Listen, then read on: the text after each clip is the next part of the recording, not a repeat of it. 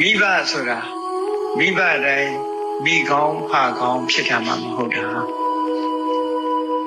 နော်မိကောင်းဖကောင်းမဖြစ်ဘူးလေတချို့မိဘကဘုရားကြည်မကြည်ုံနေမကဘူးကိုချင်းတရားမကောင်းတဲ့မိဘရောရှိနိုင်တာပဲလေ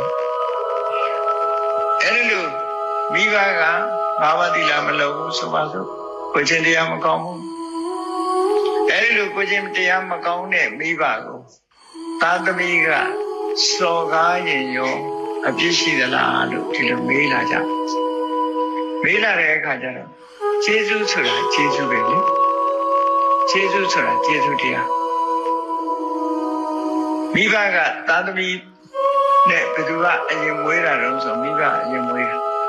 မိဘအရင်မွေးလိုက်လို့မိဘကကိုယ့်ကိုစောင့်ရှောက်ပြီးတော့ဒီလောကကြီးတဲ့လက်ခံလိုက်လို့ကိုယ်ကဒီလောကကြီးတဲ့ရောက်တာလို့ဆိုတော့မိဘရဲ့ကျေးဇူးဟာကိုယ့်ပေါ်မှာရှိနေတယ်ဘယ်လိုနည်းနဲ့မှမိဘကိုစော်ကားလို့မရဘူးဒါဆိုးတဲ့မိဘဖြစ်ဖြစ်ကောင်းတဲ့မိဘဖြစ်ဖြစ်ဘယ်မိဘပဲတောက်ဘယ်မိဘပဲတတ်မိဘကအရက်တွေဘလို့တောက်နေအကျင့်စာရိတ္တဘလို့ဆိုးနေ